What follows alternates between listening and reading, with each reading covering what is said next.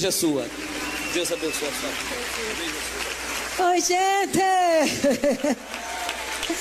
Vamos aplaudir Jesus porque Ele é lindo. Ele é precioso. Ele é o nosso Deus. Aleluia. Diga comigo, Jesus é Deus. Jesus é Deus. Jesus é Deus. Então estamos combinados. Senta no seu lugar agora. Esses dias a minha filha estava pulando para lá e para cá, para lá e para cá. Aí ela chegou assim perto de mim e falou assim: mamãe, Jesus é Deus. Eu falei: pronto, já entendeu tudo, pode sentar lá, vai para lá. Não preciso falar mais nada contigo, não. Coisa boa quando a gente entende o Pai, o Filho e o Espírito Santo. 3 que são um que são 3. Lá em Apocalipse você vai ver um trono só. Um trono vazio, depois um trono cheio. Os 3 estão em um são 3. Ai, que loucura, Jesus Cristo. Você sabe que nós somos assim ensinados, e isso é maravilhoso, adorar o Filho. No Brasil a gente adora o Filho, a gente adora o Espírito Santo. Mas eu estava essa semana passada na cidade do Pai, lá em Jerusalém. Você chega na cidade, você percebe que é a cidade do Pai, o reino do Pai. Tem muita coisa errada lá também, tá, gente? Não é o céu, não. O céu, o reino vai ser estabelecido futuramente. Mas você chega e fala assim: cidade do Pai, cidade que o Filho se manifestou, cidade do Pai. E eu confesso a vocês que eu tive um choque étnico, porque transcultural, de uma crise, que eu comecei a andar nas ruas lá de Jerusalém e falei: gente, eu sou daqui, né? Eu acho que eu sou daqui. Aí vinha o pessoal falar comigo em hebraico, eu dizia: eu queria tanto saber para responder você, moço, menino. Aí alguém disse para mim assim: tu parece uma judia marroquina. Eu disse: jura? Me amarrei. Amei Jerusalém. Você precisa subir a Jerusalém também, viu? Ano que vem, vamos junto à caravana? Vamos juntar? Vamos juntar a caravana ano que vem? Vocês vão? Vamos junto? Isso é bom demais. Eu vou voltar, se Deus quiser, agora em dezembro, para fazer um estudo só sobre os instrumentos do templo. Pense no que vai dar isso. Só sobre os instrumentos de adoração. A gente já conhece um pouco disso, já estudou sobre isso, desde que nós começamos com as alfaias no Brasil e tudo. Mas Deus tem mais para nos dar. Então vamos a Jerusalém. Vamos sim. Gente, eu não sei nem por onde começar. Minha cabeça está borbulhando de novo. Eu estou muito cansada, dá para ver. Eu estou na capa do Batman, como diz o meu filho. Tem nem mais voz hoje. Mas a minha cabeça não para de pensar e de estudar e de borbulhar. E eu lembro que quando Deus me mostrou que eu viria aqui de novo estar com vocês, eu fiquei muito feliz. E essa semana eu esqueci que era hoje. Estou cansada. Aí quando a pastora veio me buscar no aeroporto, eu olhei para ela e falei assim: te conheço, dentro de mim, né? Pessoa sem noção. Olhei para ela e falei: te conheço. Ah, é hoje, meu Deus. Glória a Deus. É, isso que acontece com quem dorme numa cidade e acorda na outra. Tem uma hora que dá rolo, né? Mas sabe de uma coisa? Eu tenho uma expectativa tão tremenda sobre o que Deus vai fazer com a sua vida hoje. Eu tenho dentro de mim um fogo que não apaga, um fogo que não para de queimar. Eu sei que hoje tem alguns meninos no nosso meio. Eu vou pedir muita desculpa aos meninos hoje. Eu não quero ofender vocês de maneira nenhuma, mas hoje a palavra é para as meninas. Amém, meninas? Mas eu acredito também que os meninos que estão aqui vão receber de lambuja. Sabe o que é isso? Vão receber assim. Vai cair assim na eira e nós vamos deixar um pouquinho para eles, né? Que diz que os pobres têm que catar quando cai. Ô, dó! Meu marido vai me dar um pedala agora. É a hora que eu ouço assim na minha mente: olha o pedala, hein? Diga comigo: essa é minha noite. Diga: eu sou preciosa. Deus escolheu essa noite para me abençoar. Eu vou emprestar uma frase que a minha avó me falava. Vou emprestar essa frase para você só hoje. Combinado? Coloca a mão no seu coração e diga assim: filha boa, filha santa.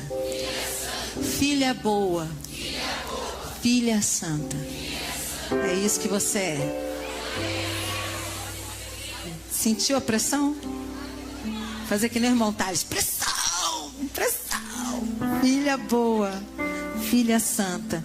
Nos momentos mais difíceis, mais horrorosos da sua vida, quando você estiver no pecado de cabeça para baixo, fazendo tudo que não presta, você vai lembrar do que eu te disse. Filha boa, filha santa. Isso vai te perseguir. Filha boa, filha santa. Quando você estiver naquela situação de pecado, pronta para usar droga, pronta para deitar na cama de quem não deve, vai vir na tua orelha assim: filha boa, filha santa, filha boa, filha santa. Amém? Eu estou estudando alguns exílios do povo judeu. E nessa noite eu queria ler com você o texto de Ezequiel, capítulo 1, que fala do exílio babilônico, que é simultâneo. Outros profetas também passaram pelo mesmo exílio. Mas eu queria falar com você hoje sobre casulo, sobre o tempo da prisão. O casulo, o exílio, é o nome da mensagem, para você que está anotando aí.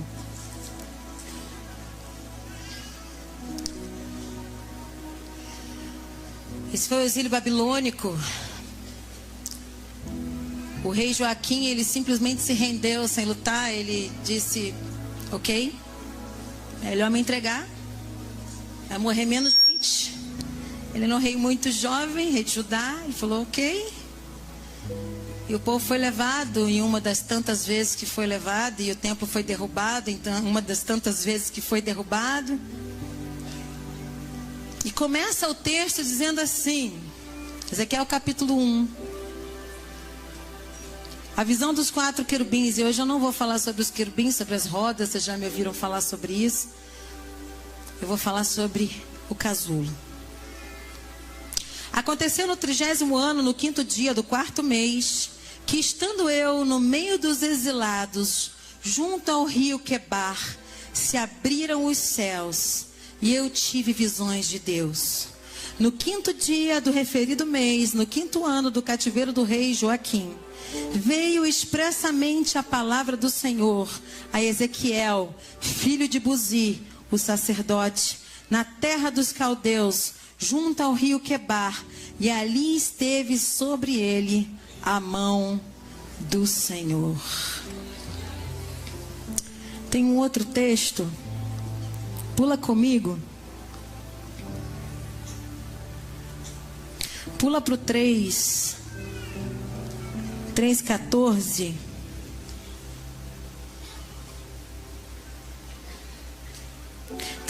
Diz assim, Ezequiel capítulo 3, versículo 14, segue dizendo: então o Espírito me levantou e me levou, e fui amargurado na excitação do meu espírito, mas a mão do Senhor se fez muito forte sobre mim. Então fui até o Abibe, aos do exílio que habitavam junto ao rio Quebar, e passei a morar onde eles habitavam, e por 7 dias assentei-me ali atônito no meio deles. Forte, né, gente? Forte demais. Porque o profeta está no meio dos exilados e ele começa a narrar o texto como se ele não fosse prisioneiro também.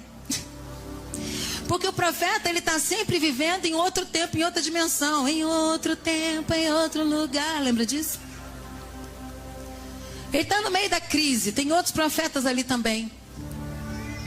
Deus começa a falar com ele coisas terríveis, e eu quero dizer uma coisa: tem gente dizendo que diz que é profeta, que é profeta, que é profeta. Você não é profeta porque você entrega a profecia. Quando você entrega a profecia, você está até no ofício de profeta. Isso o apóstolo pode fazer quando falta profeta. Um ministério apostolar é aquele que se manifesta em todas as categorias. Então, alto lá, o profeta não necessariamente é aquele que entrega a profecia, mas o profeta é aquele que geme diante das visões de intercessão que o Espírito Santo lhe dá. Mudou tudo, né? Porque profeta pode ser usado em qualquer situação, claro que sim, mas principalmente na intercessão. E eu preciso falar com mulheres profetas aqui hoje. Ezequiel é menino, eu sei, mas ele foi educado por uma mulher. E a mão que balança o berço é a mão que governa a terra. Alô? Filho de sacerdote, pense no que era a mãe dele. Claro que é o pai que está sendo citado aqui, mas não tem jeito do gênio da mãe não tá, né? O seu filho é resultado daquilo que você deu a ele. Os maridos são resultado daquilo que as mães fizeram com eles.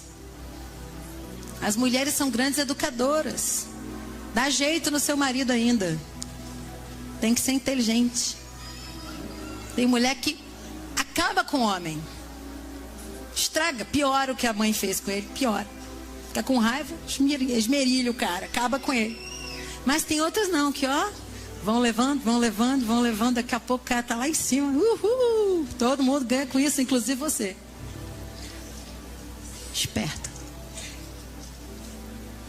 Bom, Ezequiel está no meio do exílio como se não fosse exilado. Está dentro da prisão como se não fosse prisioneiro. A mente dele está desdobrada, está em outro lugar. Deus está falando com ele. No meio da prisão, no meio da dor, dentro do casulo, dentro do pavor, Deus abre os olhos dele e ele começa a ver a eternidade. Olha, gente que vê a eternidade não é gente muito normal mesmo, não. Está todo mundo chorando, ele está rindo. Está todo mundo rindo, ele está chorando. Porque o profeta enxerga o que o povo não viu ainda. E muitas vezes você, como mulher, já sacou, já enxergou, já realizou e ninguém entendeu. Calma, não adianta enfiar na cabeça de quem não é profeta a revelação profética. Tem que ficar quieta e agir.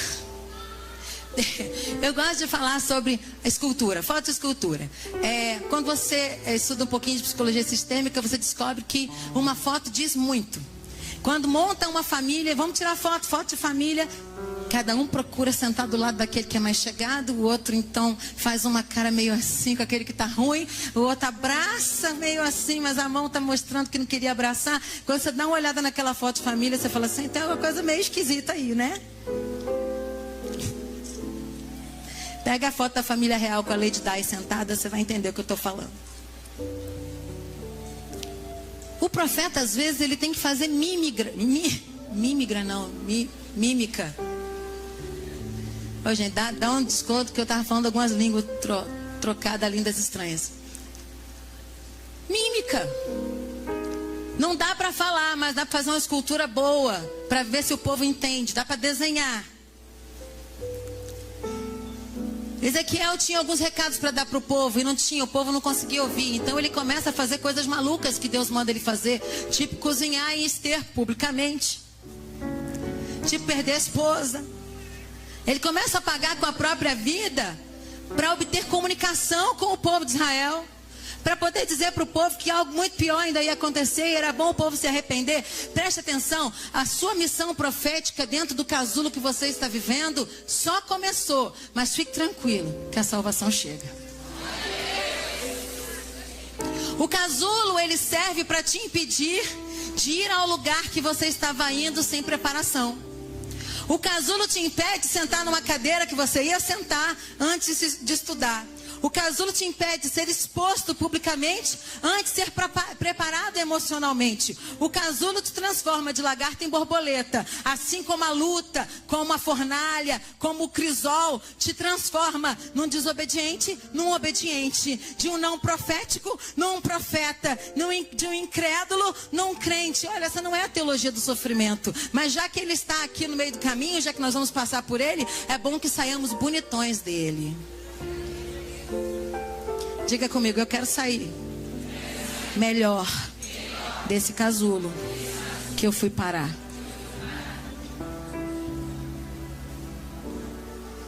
No meio dos exilados, junto ao rio Quebar, se abriram os céus e eu tive uma visão de Deus. Quebar é lugar de revelação. O profeta vê primeiro a vitória e o juízo. Preste atenção, dentro do tempo do casulo, dentro do tempo da prisão, dentro do tempo da dor, arrume alguma coisa para fazer para Deus. Arrume uma maneira de se alegrar no Senhor. Arrume uma maneira de glorificar Jesus. Deus. E pelo amor de Deus, deixe Ele abrir os céus diante de você. Se você entrar na pilha do casulo, do sofrimento, da dor, você não consegue ver a eternidade. Você vai ficar amargurado, você vai ficar triste. Pega a tua dor hoje, coloca no teu bolso e vai cuidar da dor do teu irmão. Enquanto você cuida da dor do teu irmão, a tua dor que está no teu bolso vai passar. Deus vai cuidar de você. Ezequiel tinha suas dores. Ezequiel tinha suas dores. Você acha que ele também não perdeu bronze, ouro? Você acha que não levaram as panelas dele? Você acha que não queimaram as roupas dele? Você acha que não bateram na família dele? Você acha o quê? Ele, como filho de sacerdote, estava feliz com o templo derrubado, vivendo lá no meio da Babilônia? Não, ele tinha muitas dores. Ele tinha perdido a esposa. Ele estava cozinhando em esterco de vaca. Primeiro mandaram ele cozinhar, Deus mandou ele cozinhar em esterco de gente. Ele fala: Deus, por favor, já foi demais para mim, daqui para lá eu não suporto. Aí Deus troca o esterco para ele, para aliviar. Esterco por esterco. Sabe quando a gente está numa situação que o pior parece melhor, o melhor parece pior? Que não faz muita diferença? Uma escolha e a outra, as duas são ruins? É 6 por meia dúzia? Sabe aquela situação que não tem mais jeito? Parece que alivia com analgésico, mas daqui a pouco vai voltar a doer de novo. Sabe aquela situação horrorosa? Ele estava vivendo exatamente isso. E de repente ele começa a olhar a gente que está sofrendo mais que ele. De repente ele olha para o povo e Deus começa a revelar para ele o que está acontecendo com o povo. E aquele homem para de chorar por suas dores e começa a chorar por dores maiores. É tempo de mulheres idôneas se levantarem sobre o Brasil. É tempo das encasuladas terem visões. É tempo das exiladas terem visões. É tempo das sofridas terem visões. Os profetas serão, essas profetas mulheres serão levantadas em misericórdia, até que a realidade das crianças e das mulheres que sofrem violência sejam transformadas, até que as intercessoras começarão a gemer pelas crianças abandonadas nas nações. Nossos úteros se encherão e entrarão em contrações por aqueles que não foram gerados no Evangelho. Mulheres que veem e enxergam o que a religião não vê. Ezequiel começa a andar. Ele começa a andar.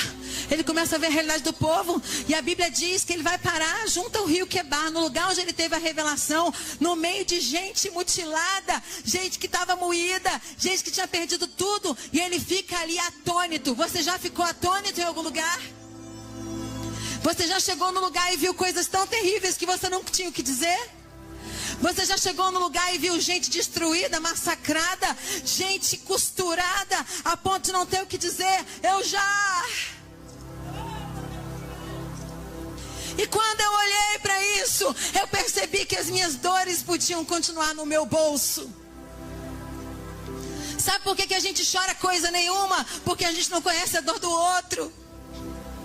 Nós somos profetas de eis que te digo que você vai se dar bem, vai ganhar um carro novo, vou te colocar num púlpito, vou te colocar numa cadeira maravilhosa e Deus vai te promover. Ei, queridos, nós somos chamados para chorar nesses tempos. Chorem os sacerdotes, chorem os sacerdotes, chorem, chorem os sacerdotes, entre o pórtico e o altar, chorem. Não é tempo de rir, é tempo de chorar.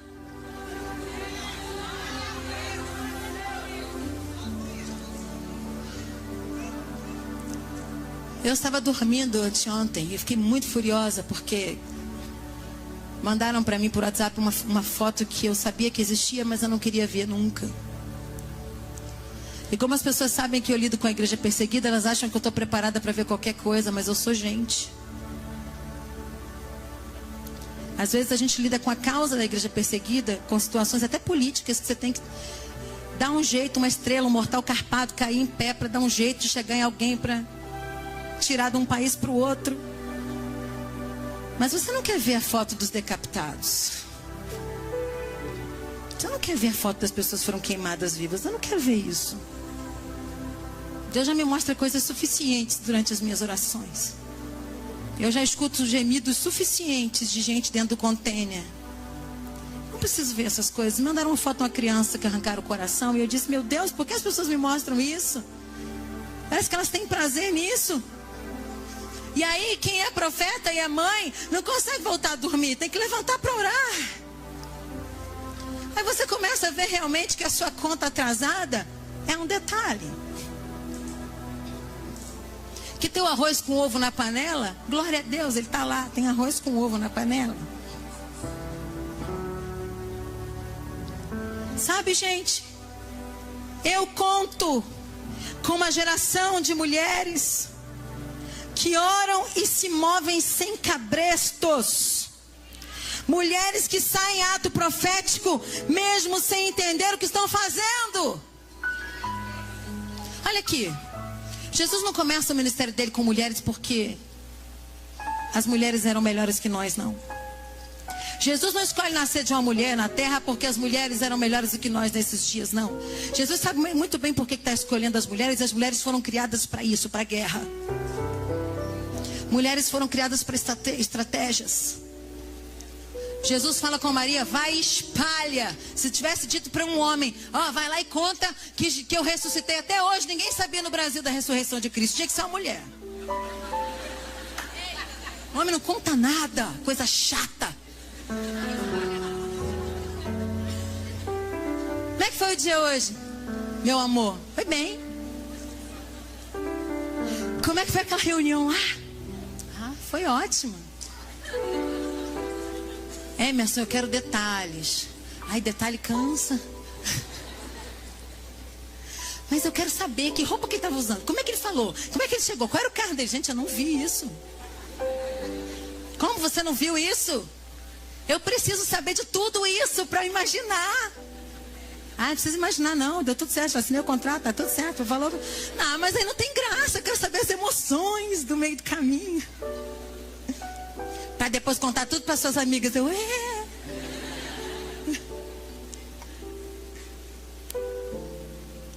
Mulheres foram chamadas por um propósito. Mulheres têm certas coragens que os homens não têm.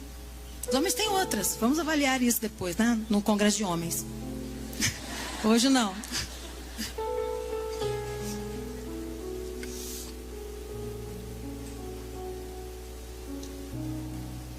Mulheres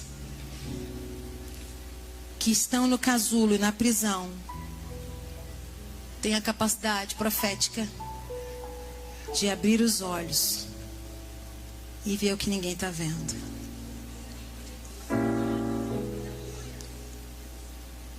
Há algum tempo eu estava orando, Jesus, tem misericórdia do Brasil, levanta mais mulheres. Na minha geração só tinham 2 mulheres na televisão. Aliás, em toda essa geração, agora nós temos um pouquinho mais. Tínhamos a apóstola Valnice na televisão e a bispa Sônia, mas ninguém.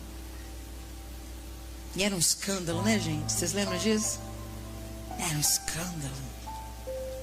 Mulher pastora. Ai, revira. Tinha gente revirando no túmulo. Assim.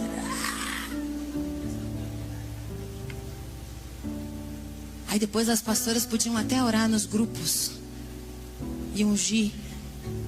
Mas nos congressos de homens nacionais, dos ministérios pastorais nacionais, não tinha uma pregando. Vocês viram alguma pregando? Viram? Nos congressos nacionais? Vocês já viram? Também não. Como é que a gente prega aqui? Problema. Não precisa. Eu comecei a orar e falar, Jesus, levanta essas mulheres. As mulheres têm um iPhone na mão, um telefone, um smartphone, vão fazer vídeos e vão postar na internet. Mulheres daqui a pouco estão em praça pública pregando o evangelho sem necessidade de divulgação de rádio nenhuma. Gente, show, nada disso não. Sobe no banco e prega que não é proibido. E eu comecei a orar. Eu falei, não é possível que não tenham mulheres doutoras em teologia, mulheres doutoras em missiologia que tenham espaço. Onde estão essas mulheres? Há pouco tempo eu vi o vídeo da apóstola Valnice passando o cajado para Ana. Eu falei, yes!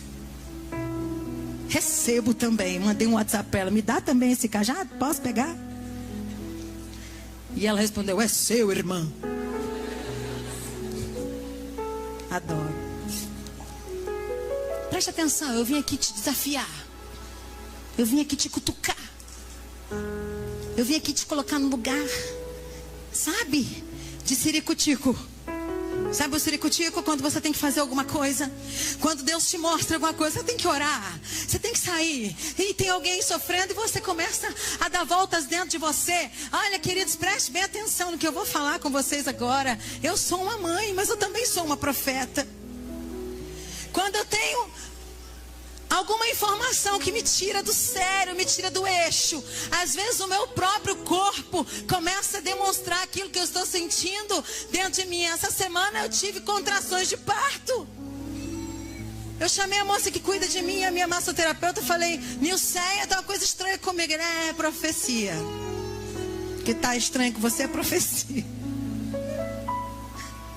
Ela chegou, eu estava deitada no meu quarto com as pernas para cima, branca, com o quadril dilatado. Eu falei: Jesus, o que é isso? Foi a viagem de Israel que me quebrou. Deus falou: vai orar, eu te quebro. E eu comecei a interceder pelas crianças. No meio dessa loucura da lei da palmada, queridos, olha só, preste bem atenção. Eu vou colocar minha posição aqui porque não é proibido. A gente está na democracia. O dia que for proibido, vai rolar caça às bruxas, né? Aí vão queimar as mulheres na praça? Não, está repreendido. Eu não sou contra a varada, não. Sou não. Sou contra você ir lá buscar a varinha, pensar, sentar, conversar e disciplinar. Eu sou contra você estar com teu filho e meter a mão na cara dele. Eu sou contra você bater com a sua mão que acaricia, porque depois ele não sabe se vem a mão, se vem a tabefe. Quem não espanca filho não precisa ter medo de lei da palmada. Quem espanca filho, acho bom botar a barba de molho. Não quero elogiar governo nenhum aqui. Até porque tenho minhas posições muito pessoais e ó, calada. Tem ninguém santo no país não, tá? Mas de vez em quando sai uma coisa ou outra que funciona. Também não está pronta a lei não. Tem um monte de coisa errada dentro dessa lei aí que vai deixar algumas lacunas, a gente tem que discutir isso ainda. Mas eu adoraria que os espancadores tivessem medo de serem pegos. Quem sabe um dia isso muda, né, gente? Eu comecei a orar.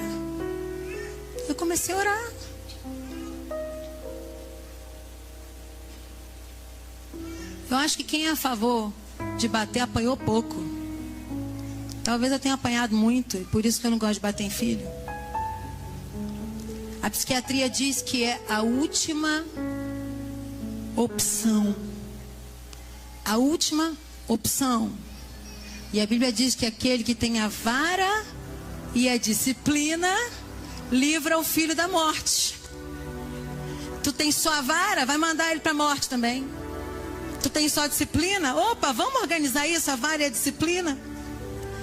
E eu, quando comecei a encontrar as fotos das crianças espancadas, quando eu comecei a ver o quanto se bate no Brasil, o quanto a cultura escravagista tomou conta da mente das pessoas, as pessoas acham que está tudo bem, sentar a mão na cara, no corpo, de toalha molhada, de fio. Eu vou botar teus dentes para dentro, eu acho isso bonito. A violência moral, a violência perversa, não tem nada disso de bonito não. Pergunta ao Espírito Santo o que você tem que fazer na hora que você tem vontade de virar a mão na cara daquela figurinha. Vira a mão na cara de alguém do teu tamanho para ver o que te acontece. Vira. Tu pode virar a mão num cachorro? Não pode. Vai preso, né? Mas na criança pode. Limite. Você entendeu, gente, que eu não sou contra corrigir? Você entendeu que eu não sou contra a varinha? Você entendeu que eu não sou uma militante maluca que você não pode dar limite aos seus filhos? Não é nada disso. Eu estou falando sobre o limite, a ordem. E também não quero entrar no assunto da lei aqui não. Só sobre seu pensamento, sua mente, seu coração. Tem hora que a gente tem que gritar, interceder em oração. E eu creio demais que Deus te levanta como uma mulher nessa geração. Eu creio demais que Deus vai te usar com poder em todos os lugares que você andar. Você é médica, vai ser lá no hospital. Você é deputada, vai ser onde você Está legislando lá. Você é advogada, vai ser na tua área. Vai ser lá no bolo que tu faz na cantina.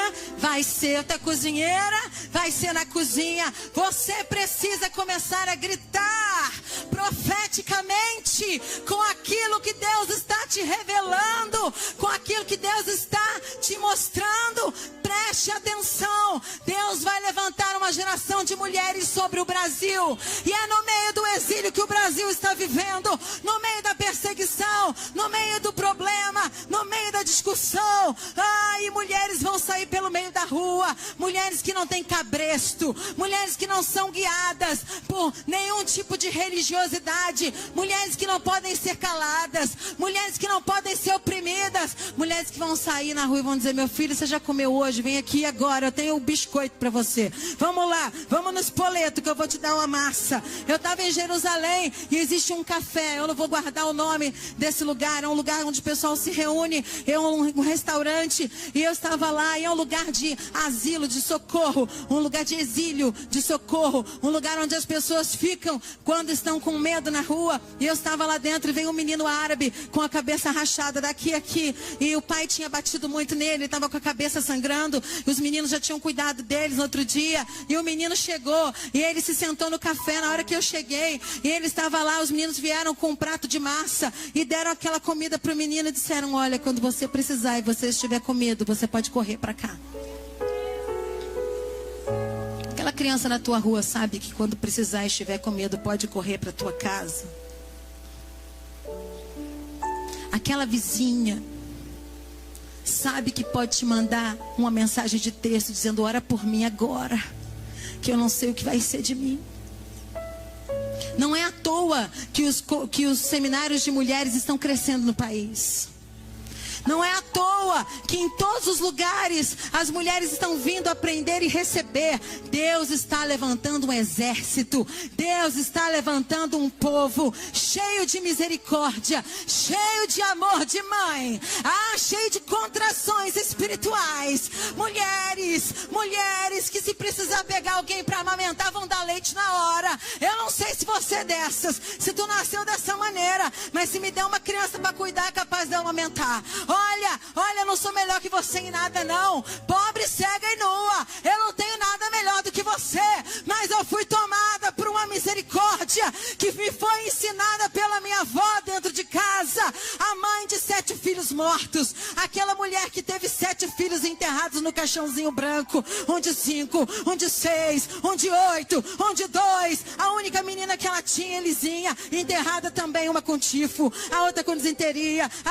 Todos os filhos dela desceram à sepultura. Aquela mulher que eu conheci, que me criou, que eu vivia na casa dela, foi experimentada na dor da morte, foi experimentada enterrando seus filhos, 7 filhos seguidos.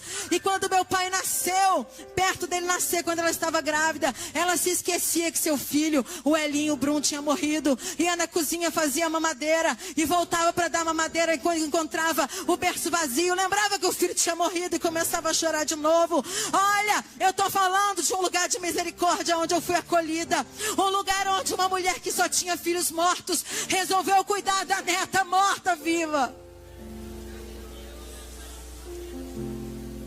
Morta viva.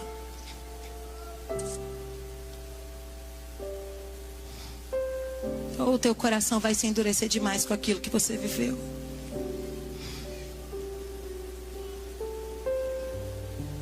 Minha avó contava as histórias das crianças como se elas estivessem vivas. Eu conheço cada uma dessas crianças. Eu sei o nome delas. Eu sei o que elas gostavam de comer. Eu sei o hino que elas cantavam.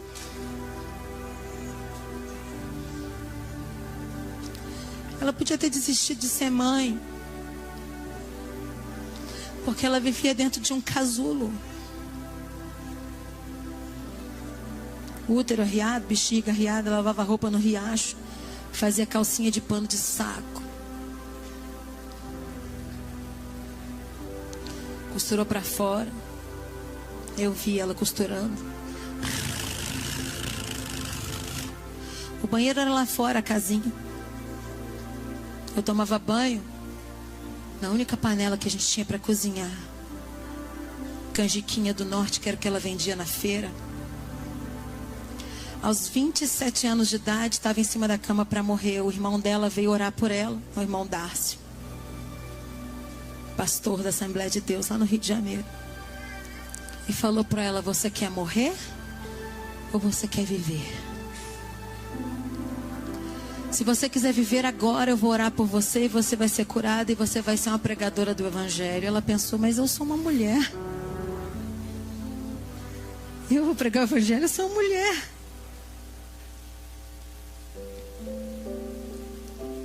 E ela pensou: se for para pregar o Evangelho, eu quero viver.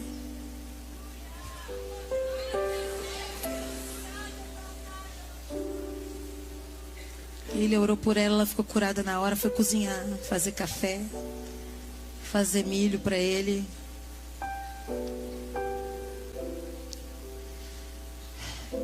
Muito tempo depois eu nasci. Muito tempo depois, que meu pai é filho de velhinho, né? Meu pai é a raspa do tacho. Mimado. Até hoje. E eu fui parar nesse ventre de misericórdia. Fui parar nesse lugar onde as pessoas chegavam de maca, chegavam com câncer. Uma criancinha chegou uma vez com todo o órgão genital fechado. A menina não fazia xixi, não. Tinha que pôr uma sonda. E naquele tempo... E ela começou a orar, a menina abriu na hora, ficou curada, como se tivesse sido assim sempre. E eu comecei a olhar para ela e perguntar: meu Deus do céu, como é que isso acontece? E ela ajoelhava, e eles traziam as crianças. Eu lembro de uma mãe que chegou lá com 2 crianças para apresentar ao Senhor. E eu estava sentadinha no chão assim. Ela olhou para a mãe e falou assim: lindas suas crianças, onde é que está a mais velha? E a mãe disse: mas não tem uma mais velha? Ela disse: tem sim, eu vi uma mais velha, lourinha como essas 2 aqui. E a mãe insistiu dizendo: eu não tenho outro filho, são os únicos 2 filhos que eu tenho. Ela disse: você tem outro filho, aonde está o seu outro filho? E ela começou a chorar e disse: eu abortei. Eu abortei. E ela agarrou com aquela mãe e começou a chorar alto. E eu me disse: meu Deus, essa mulher. E um dia eu perguntei para ela assim: vó, por que a sua oração é diferente? Por que quando a senhora ora, as coisas acontecem dessa maneira? Ela disse: porque quando eu começo a orar, eu estou orando por mim. Porque eu tomo o lugar daquela pessoa. E a dor dela passa para mim. E eu começo a gritar. E a gritar. E a chorar. Como se fosse minha aquela enfermidade. E o nome disso é intercessão.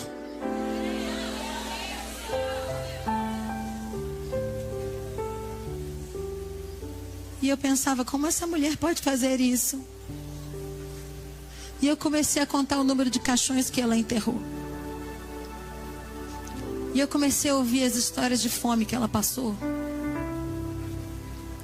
Todo casulo provoca em nós uma transformação radical e definitiva para a vida ou para a morte. Dentro do casulo acontece uma metamorfose, você já sabe bem disso. E lá dentro, quando a lagarta está no casulo, bem enroladinha, ela fica do tamanho que ela é, exatamente menorzinha que o casulo, e começa um processo de desintegrar a lagarta. O crisol, aquele mesmo crisol que trata a prata, é que derrete a lagarta. Crisol. Ela está dentro do casulo, ela começa a se derreter. Ai, que dor! Aquela pele toda sai de fora dela. E dentro dela tudo começa a se misturar para fazer as cores das asas que vão nascer depois. Ela está no meio daquela luta, no meio daquela dor, no meio daquele exílio. Ah, queridos, quantos de nós hoje estamos vivendo uma dor que parece que vai nos destruir, uma situação que parece que vai nos matar? Preste atenção, O casulo só vai durar enquanto você for menor do que ele.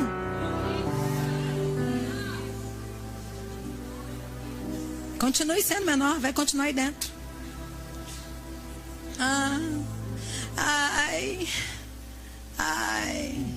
Ai, tadinho de mim.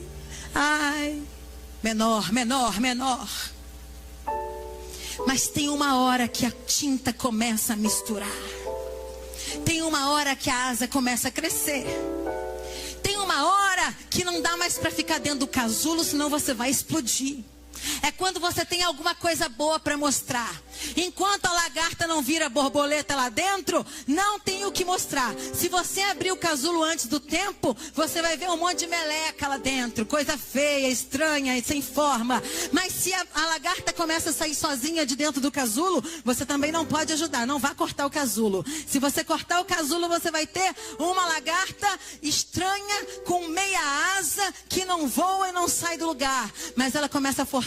Força suas asas hoje. Comece a forçar para fora, porque a sua musculatura vai começar a ser trabalhada. E aí você começa a ficar com o corpo durinho, malhadinho. E aí quando começar a arrebentar o casulo, você começa a ter o que? Força nas asas. E sai, e arrebenta, e arrebenta. Quando sair, ninguém te ensina a voar. Você já nasceu sabendo. Ninguém precisa te levantar e... já nasceu sabendo. A nossa vida é um eterno renascer e renascer e renascer e renascer. Os casulos são como úteros espirituais. Nós vamos parar dentro desses úteros de novo. E útero é lugar de crise. Útero é lugar de ser moldado. Ah, querido, nesse tempo, nessa estação da sua vida, Deus vai te fazer renascer com uma nova visão. Deus vai te fazer sair do casulo com uma nova cor. Deus vai te fazer entender a dor do outro que ainda está no casulo. Você vai compreender o tempo e o modo, porque Deus te deu visão tridimensional. Você é profeta. Eu estava dentro do Museu do Holocausto com um guia messiânico e com uma amiga judia que não voltava a Israel há 25 anos e era a grande expectativa da vida dela. E eu observava um, observava o outro, observava um, observava o outro. E em cada lugar, queridos, que eles iam passando e contando a história do povo judeu, nós íamos chorando e assistindo tudo aquilo. E em alguns lugares, em um dado momento, um dos nossos guias parou em cima de vidro, um display, ao contrário, o chão era todo de vidro, e ali no chão tinham vários sapatos reais de pessoas que foram martirizadas, e ele colocou e disse: vamos subir aqui nesse lugar e coloque o seu pé em cima de um desses sapatos, para que você entenda que um desses sapatos podia ser seu. Aquilo é um momento de muita dor, de muita intercessão. E naquele momento ele disse: eu preciso perdoar o país tal. E ele começou a contar a história do que aconteceu, tanto a ser perdoado, tanto a ser curado. Pessoas que dizem: nunca, jamais vamos perdoar isso. Realmente eu compreendo o que passaram e a nossa dor é muito igual. Nós temos essa empatia, nós temos essa reflexão, eu diria, irmandade emocional eterna com o que eles passaram. Ou com o que nós passamos, né? Ligação muito próxima. Mas...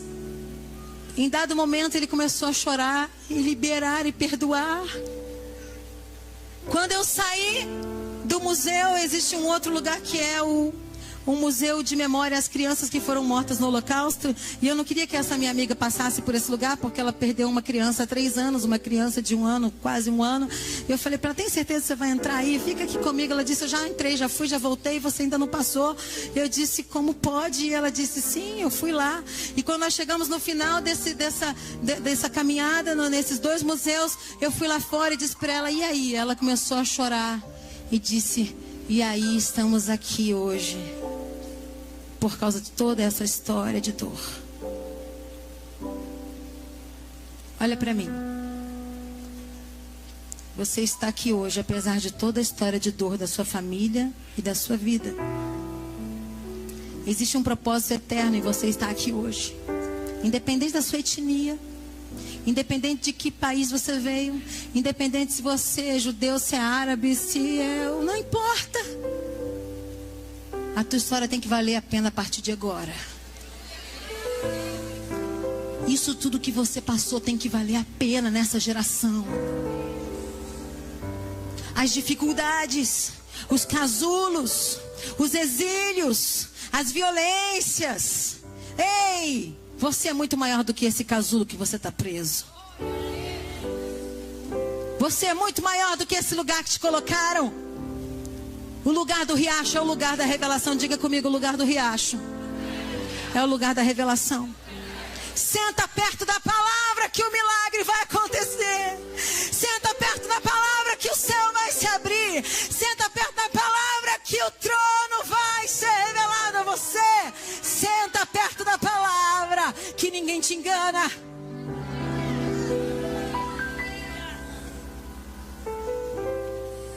Minha avó estava passando muita fome lá com meu pai.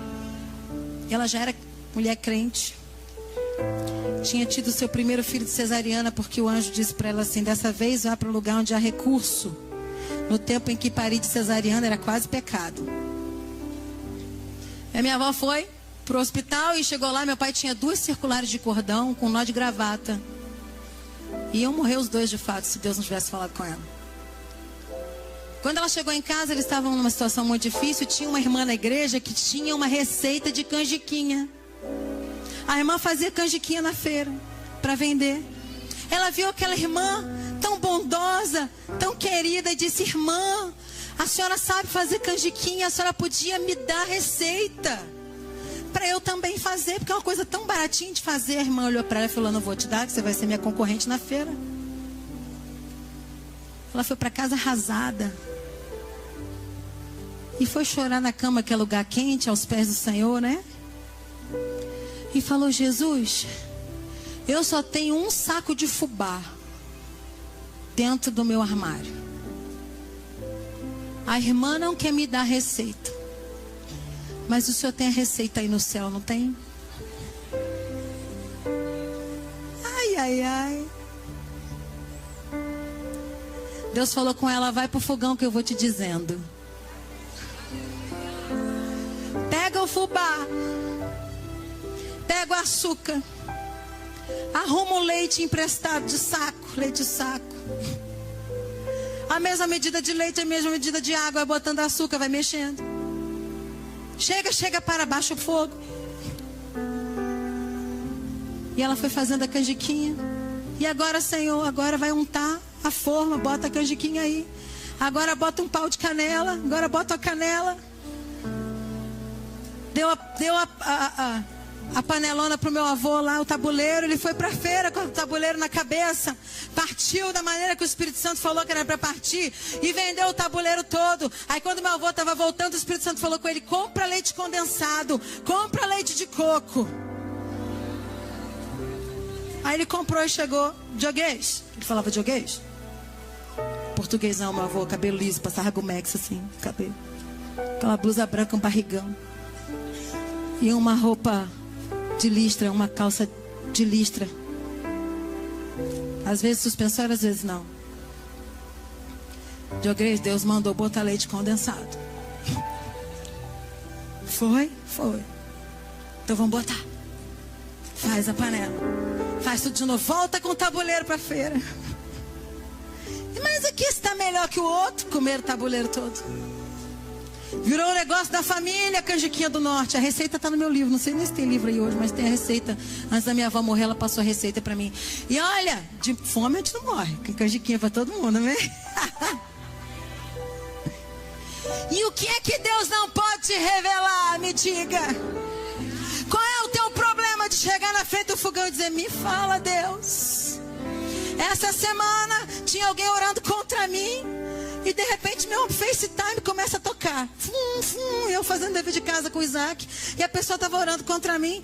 E de repente tinha uma criança com o FaceTime ligado cantando: let it go, let it go. Falei: menina, desliga isso que eu tô ocupada. A tia não pode atender agora. Desliguei. Vamos, Isaac. Mais com mais, menos com menos. Vamos, Isaac. Quero fazer dever. Let it go, let it go. Aí Deus falou comigo assim: ouve por trás da música. Aí eu falei. Quando eu ouvi, tinha uma oração contra mim. Aí quando acabou a oração, eu falei: Passa o celular pra mamãezinha sua. Eu tô ouvindo tudo que você orou.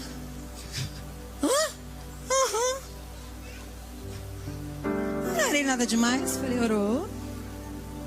Eu ouvi. Tem alguma coisa que Deus te deixa enganado?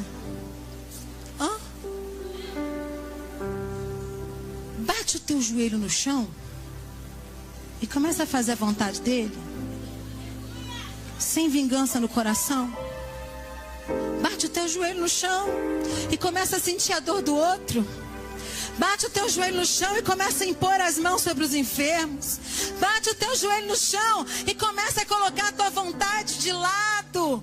Bate o teu joelho no chão e começa a perguntar: Senhor, eu sou tu ou não sou? É você e eu e você. Ah, Jesus, olha agora, eu não sou coitadinha não, mas se o Senhor é comigo, passa na minha frente, atende essa porta.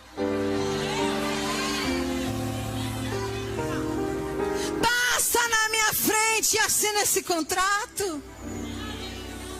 Passa na minha frente e atende esse telefone. Eu vim aqui nessa noite para te cutucar e eu tenho que continuar te cutucando. Eu vim aqui nessa noite para te desafiar. Eu vim aqui nessa noite para te sacudir.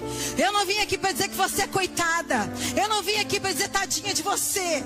Eu não vim aqui dizer para você, oh, suas feridas. Não, eu não vim fazer isso aqui hoje. Eu vim te dizer, levanta. Porque a prisão tá feia. A cadeia tá difícil de tirar, né? O casulo tá apertado. Começa a ficar maior que a cadeia. Começa a ficar maior que o casulo. Começa a ficar maior que o sofrimento. Começa.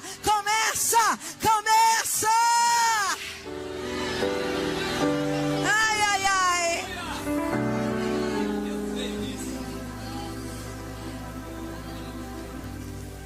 Minha avó foi chamada lá na diretoria da igreja, porque ela usava um coque e começou a cortar aqui do lado, o cabelo começou a cair, achavam que ela estava cortando a costeleta para fazer moda.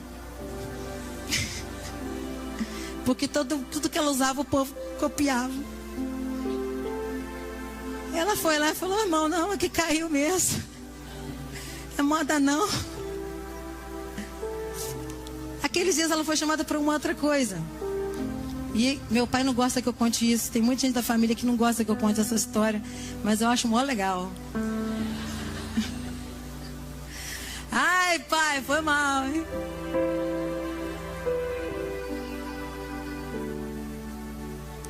Mas ela foi a primeira mulher dessa igreja importante a receber um vidrinho de óleo ungido e ter autorização para ungir os enfermos, porque mulher não podia ungir. Aí ela tinha um vidrinho de óleo ungido na bolsa. E ela ungia com a autorização da liderança, escondido. E os milagres começaram a acontecer. As pessoas começaram a ser curadas. Tem gente que tem dificuldade de fazer isso? Não tem não. Fique feliz. Tá? Fique livre. Eu sou livre para crer assim. Tá bom? Ela começou a ungir. Uma das histórias mais tremendas que eu posso contar para vocês é que ela foi chamada para orar numa cidade chamada Queimados, lá no Rio de Janeiro. O meu pai é de 1948. Era na década de 40 isso.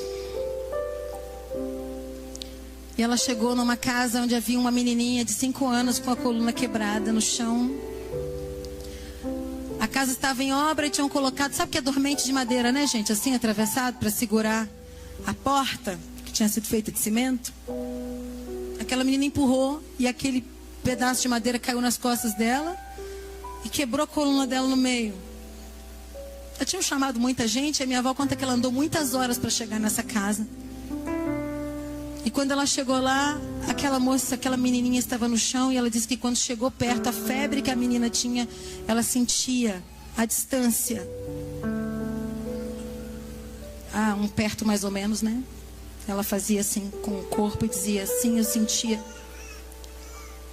E ela disse que quando viu aquilo, ela falou, Deus, o que eu vim fazer aqui? Deus, e entrou uma crise. Não posso fazer nada por essa menina, a não sei dizer para a mãe, entrega ela para Deus, vamos orar para Deus levá-la mais rápido. E ela entrou numa crise e começou: eu não sei fazer isso, não sou eu que faço isso, coluna quebrada, meu Deus do céu. Não tem médico que conserte, essa menina está morrendo, agonizando aqui na minha frente. E Deus falou com ela: bota para fora da casa, todo mundo, deixa só quem crê para dentro. Ela falou: eu vou ter que sair também.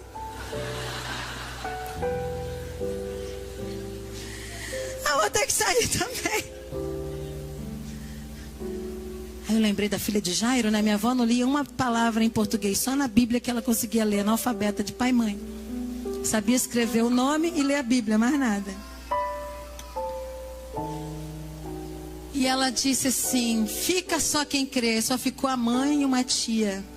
O resto ficou tudo lá fora.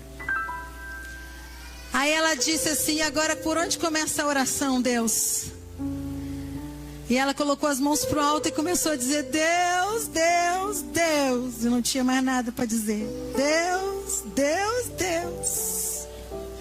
E de repente ela disse: não são as minhas mãos mais, Deus. Agora são as tuas mãos, porque as minhas mãos não fazem nada. As minhas mãos não curam. As minhas mãos não ressuscitam os mortos. Coloca as tuas mãos ensanguentadas aqui agora nessa menina. E colocou as mãos sobre a menina. E quando ela terminou de orar, a menina sentou e pediu água, gente.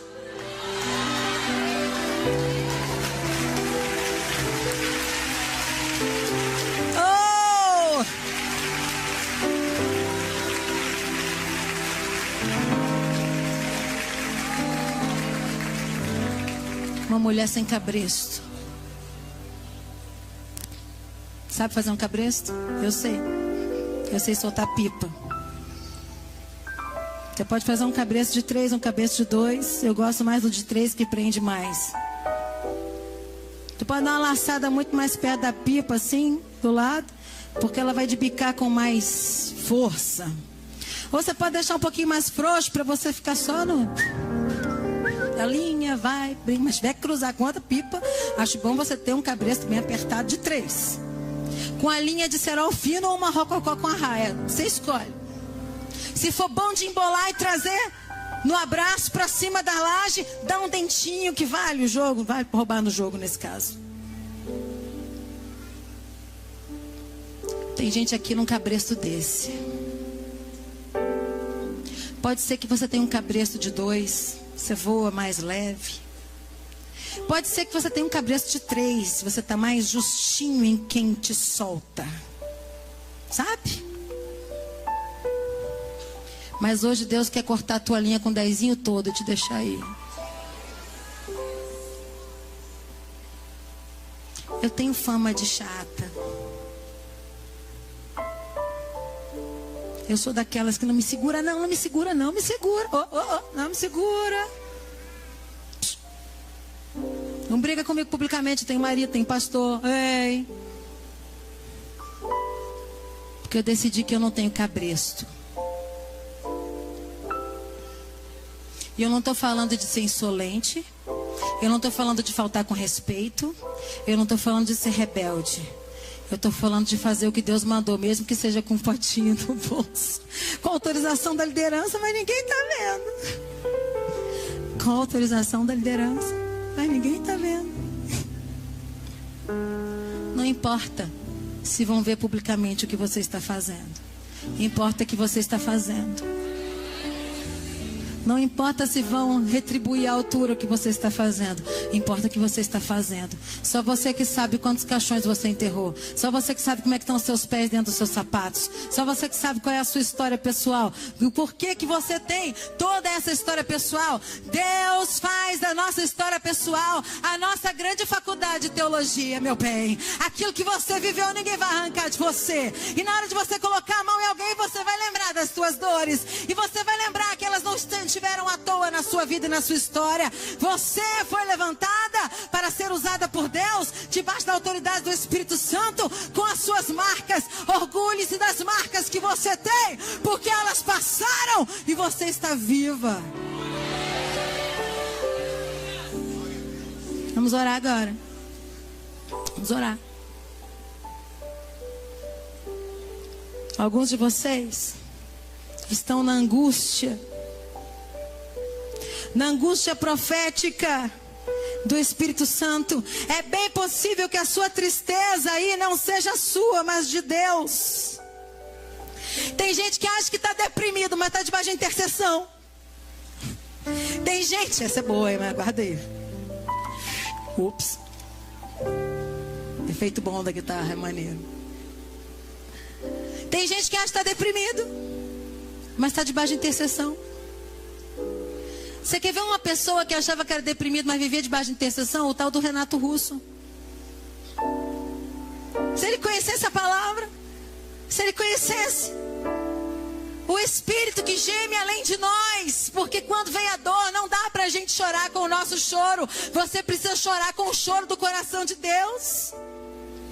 Aquele moço via todas as injustiças do Brasil, todas as histórias terríveis, enfiava a cara na droga, na bebida, uma dor que não acabava nunca. Suas músicas falam sobre isso. Oh, tremenda compaixão que eu tenho da história desse moço. Olha para mim hoje. Você não precisa viver debaixo de tristeza, debaixo de sensação de injustiça, debaixo de que não tem jeito. Dobra o teu joelho no chão, Deus vai te fazer chorar e clamar além do que você pode entender.